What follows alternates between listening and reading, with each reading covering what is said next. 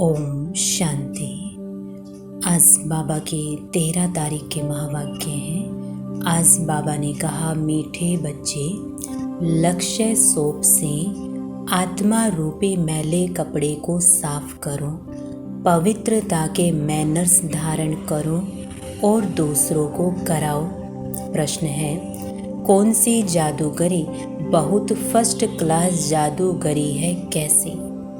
कौन सी जादूगरी बहुत first class जादूगरी है? कैसे? बाबा ने कहा, ईश्वरीय जादूगरी फर्स्ट क्लास है, क्योंकि इससे नरकवासी से स्वर्गवासी बन जाते, पतित से पावन बन जाते। यह जादूगरी बाप ही सिखलाते हैं। बाबा कहते, बच्चे सिर्फ फॉलो करो तो तुम राजाओं का राजा बन जाएंगे। आत्मा को पवित्र बनाओ तो शरीर भी पवित्र मिलेगा। पुराना तन मन धन इंश्योर कर दो तो नया मिल जाएगा।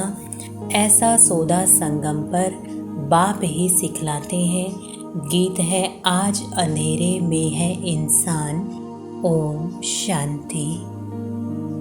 बच्चों ने गीत की लाइन सुनी। एक तरफ है सारी दुनिया भक्ति मार्ग वाले, दूसरी तरफ तुम बच्चे हो ज्ञान मार्ग वाले। वह भक्ति की सीढ़ी चढ़ते रहते और तुम बच्चे ज्ञान की सीढ़ी चढ़ते हो। भक्ति की सीढ़ी उतरते हो। बच्चे जानते हैं, आधा कल्प से भक्ति की सीढ़ी चढ़नी होती है। जितनी भक्ति की सीढ़ी चढ़ते हैं उतना नीचे आते हैं। फिर जितना ज्ञान की सीढ़ी चढ़ेंगे उतना सद्गति को पाएंगे।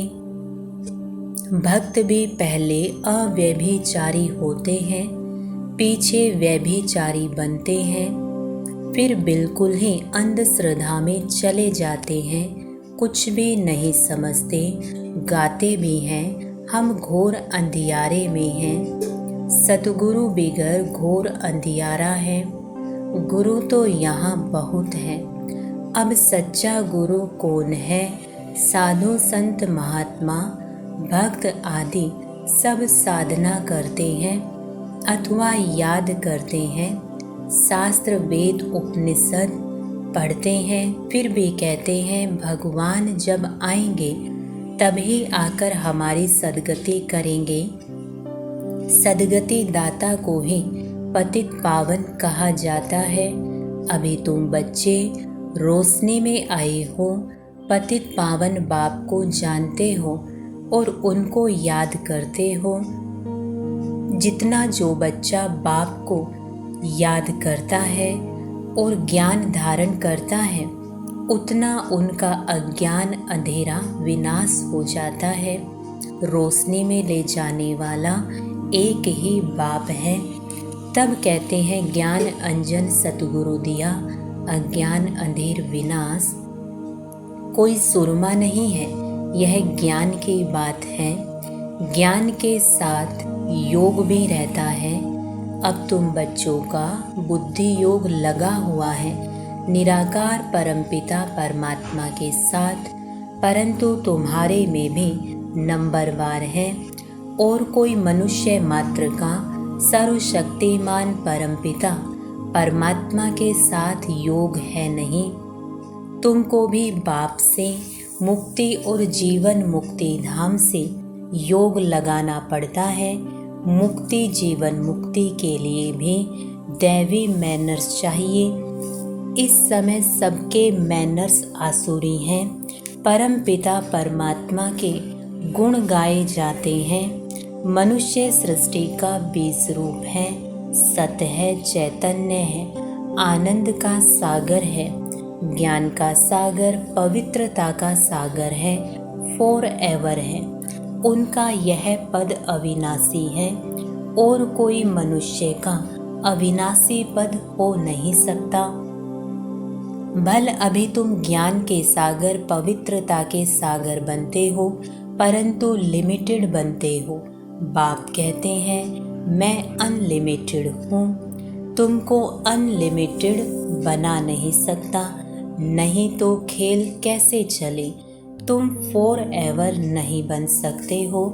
21 जन्म के लिए तुम बनते हो।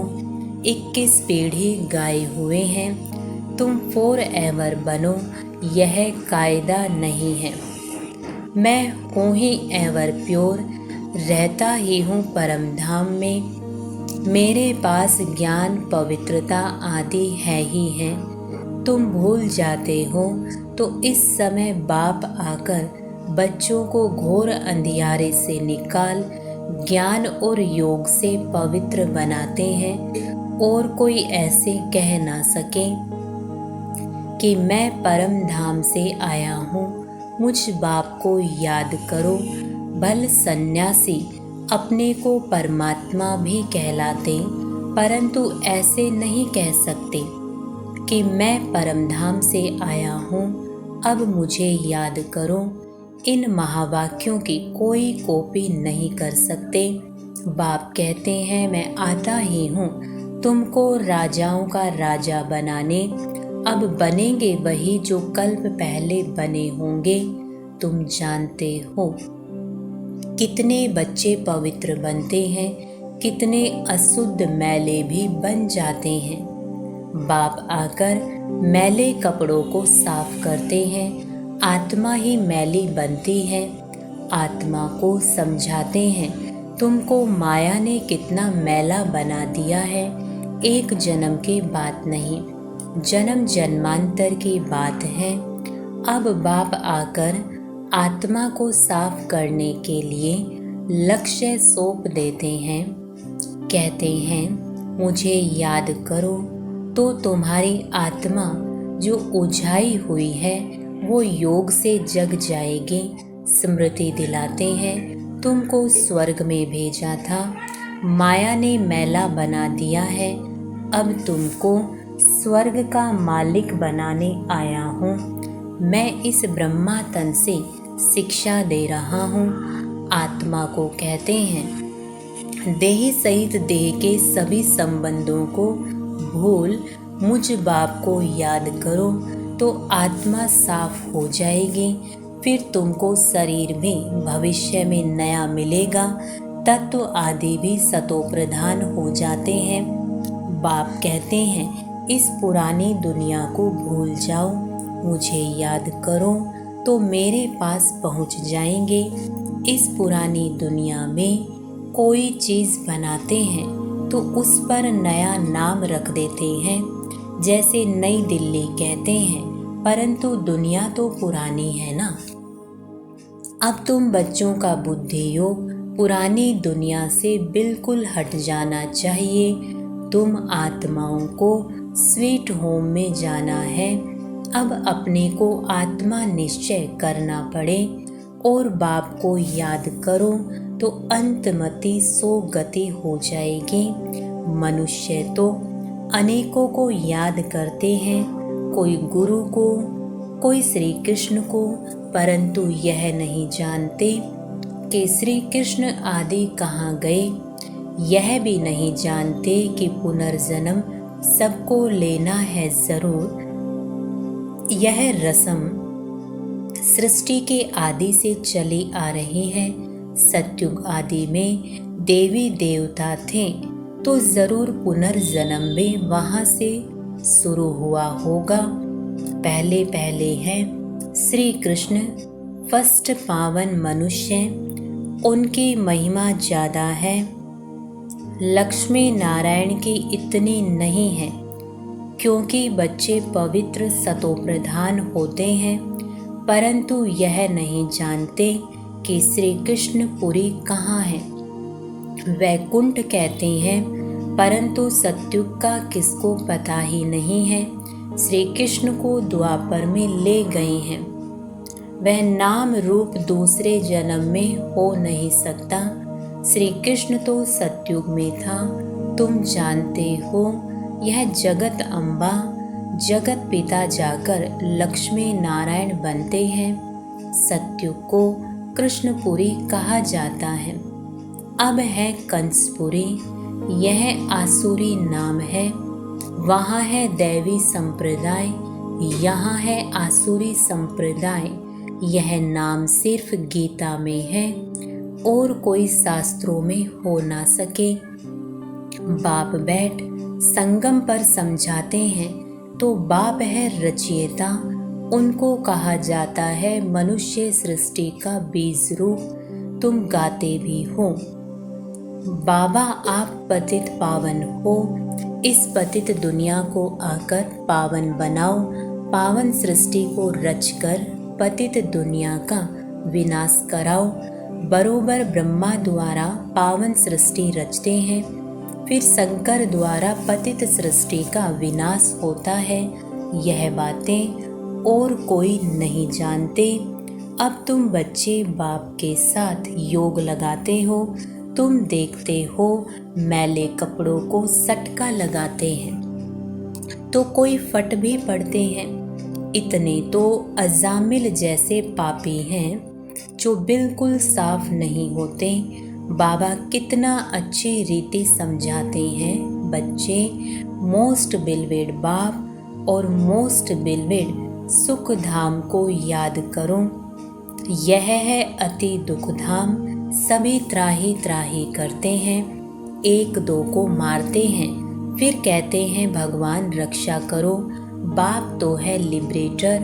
तुम जानते हो बाबा आया है इन पर्टिकुलर, खास हम बच्चों को और सभी को इन जनरल आम शांति धाम ले जाते हैं। तुम बच्चों में भी नंबरवार हैं जिनको यह नशा है।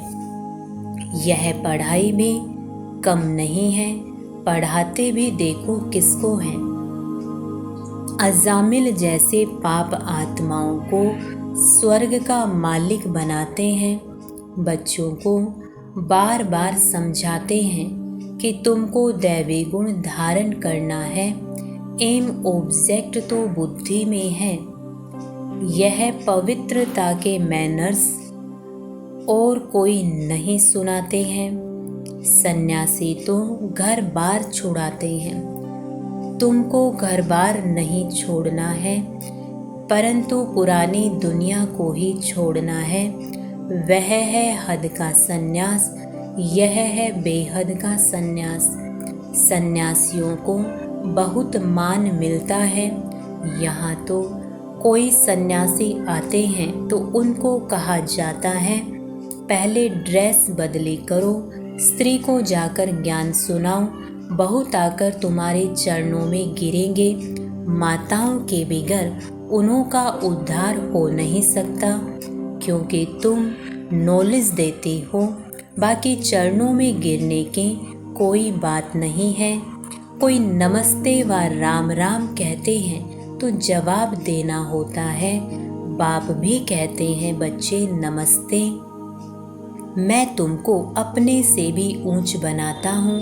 तुमको ब्रह्मांड और सृष्टि दोनों का मालिक बनाता हूँ और मैं वानप्रस्थ में चला जाता हूँ, परंतु श्रीमत पर भी चलना पड़े। इस पुरानी दुनिया से मुख मोड़ना पड़े। जैसे राम और रावण का चित्र है, कृष्ण का भी चित्र है। नरक को लात मार रहा है, स्वर्ग का गोला हाथ में है।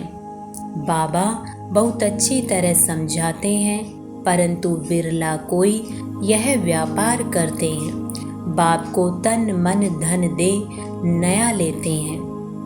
यह फर्स्ट क्लास इंश्योरेंस है। बाप कहते हैं तुम आत्मा को पवित्र बनाएंगे तो शरीर भी पवित्र मिलेगा। फिर स्वर्ग में राजाई करेंगे, इसलिए इनको सौदागर और जादूगर भी कहते हैं।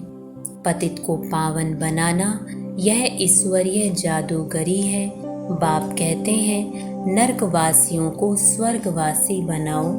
कैसे फर्स्ट क्लास जादूगरी है, प्राप्ति बहुत है। बाप कहते हैं राजाओं का राजा बनो, फॉलो फादर करो। यह बाप ब्रह्मा बाबा अधर कुमार है, मम्मा कुंवारी कन्या है, तो फॉलो करना पड़े।